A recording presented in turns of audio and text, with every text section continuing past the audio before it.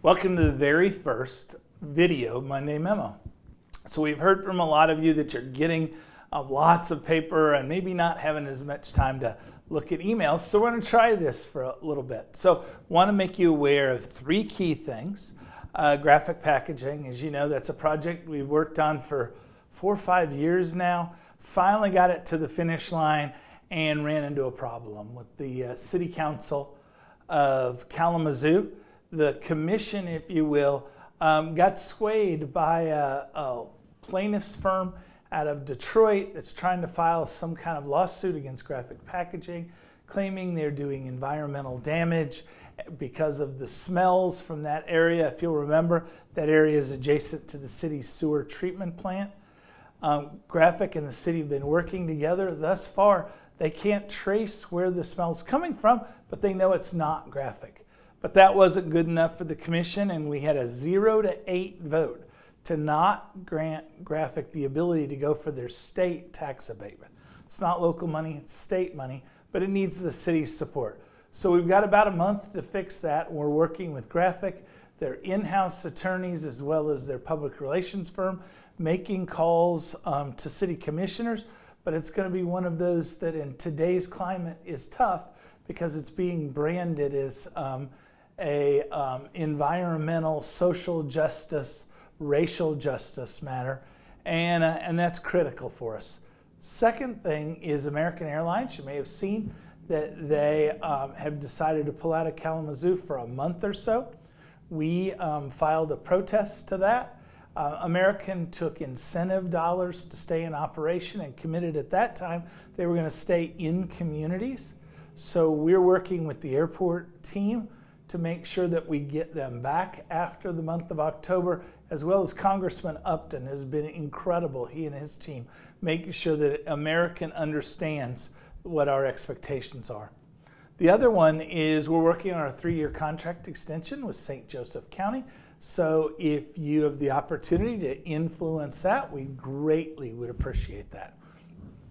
The good news is Restart grants. As you know, we had about 1.3 million to give away, 1.25, and we were very worried about getting enough applicants. The law required that 30% of the applicants be women, people of color, or veterans.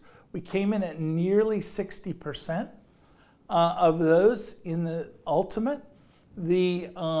Of that, we think that we're going to end up, our final grants are going to be about $5,000 per company, so that of those companies, we should have about 1,400 recipients of both for-profit and not-for-profit.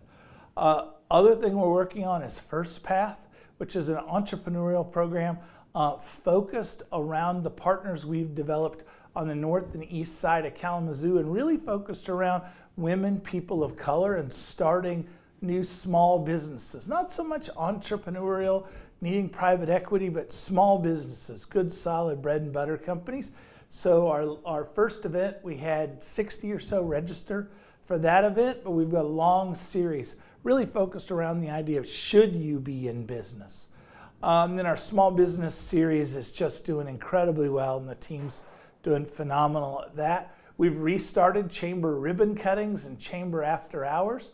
Done a great job of figuring out social distancing, but we've got to promote and celebrate small businesses. We just had one for a new Montessori preschool in Richland that we're very pleased about because it's becoming critical that we have daycare if we're going to get people to go back to work. We also, as you all know, we saw about 150 people so far have come to one of our lunches. And those are limited to 10 people at the lunch per state law. And that, you know, it's council members, board members, community leaders, faith-based leaders, and local governmental leaders. So we've extended that series through the month of September and are beginning to fill that up. I want to thank our co-hosts for being there to help that conversation continue and grow. And it's just been an incredible exchange of ideas and what the needs in the future of the community should be. You'll be seeing that full report out on those events as part of the board packet because we want to discuss what went on there. I do want to give a shout out to a couple of partners, Greenleaf Trust and Tower Pinkster, who both made it to the best places list for Crain's magazine, so Crain's Cool Places to Work. Greenleaf came in at number 5, Southwest Michigan First at number 9, and Tower Pinkster at 21. And we're really proud of that. As a community, we've made a commitment to be a great place to work, and so it goes into that strategy for us that we see our companies recognized around the state. If you haven't noticed, I believe on Mondays we're releasing the data for the previous week for COVID. And so the testing numbers are going up. More people are getting the testing, which makes sense because there's more testing available. And as that number goes up, interestingly, the number of cases drops. We're at 3.1% of those tested are testing positive. And our average age for succumbing to the virus is age 78. And so far, sadly, we've had 86 people pass in our community due to that. And so we take it very serious, but we know that the data is critical and we need to get that out. We want to ask your support for Wonderful Workplaces. As you know, we set a strategy as a organization to have 100 companies participating in some kind of best places to work. And our version of that, Wonderful Workplaces, really is about our community and our region. So we've had incredible people who have stepped up already, but we want you and your companies to be there so we can recognize the amazing things you're doing. Speaking of recognizing amazing things, First and 42 is doing incredible. About 10,000 subscribers right now, maybe just north of that. And we continue to grow that. So we want to thank Aaron Ziegler. Aaron made sure that every member of his team was a subscriber, and we'd love to have a partnership with you and your company doing that. But we'd also like to thank, those that are supporting it. Chupan and Sons, Blue Cross Blue Shield, the Kalamazoo Symphony, AT&T, MEDC have all stepped up with sponsorships around that. And so we're very, very grateful for that. Speaking of grateful, we had 2 incredible promotions this week. I love it when we have the opportunity to recognize our people and promote them. So Jessica Penny was lifted up and promoted to director, and Abby Rumry was made a partner with the organization. And so they worked very hard, and it's a strong list of categories that you have to master at each level of the organization before you're lifted up. It isn't simply time or talent in one area. You really have to show mastery of the organization. We want to make sure that you're aware and signing up for the board meeting coming up in just a few weeks.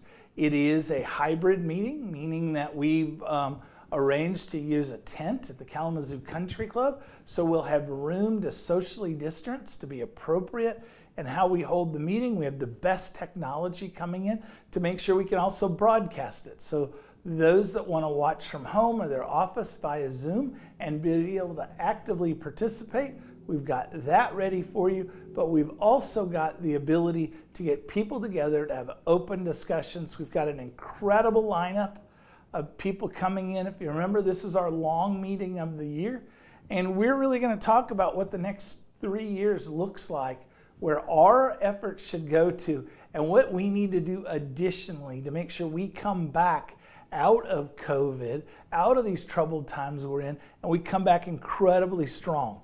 So we're so grateful those that have already RSVP'd. If you haven't, please take the time to let us know which one of the 2 meetings you'll be attending so we can make sure that we have the best capable technologies to meet your needs, wants, and desires. There's incredible things going on in our community. Numbers are going up every day. Sales, occupancies are going up. We're seeing restaurants have incredible weekends. If you get a chance, enjoy this beautiful weather by getting outside and eating in one of our local restaurants.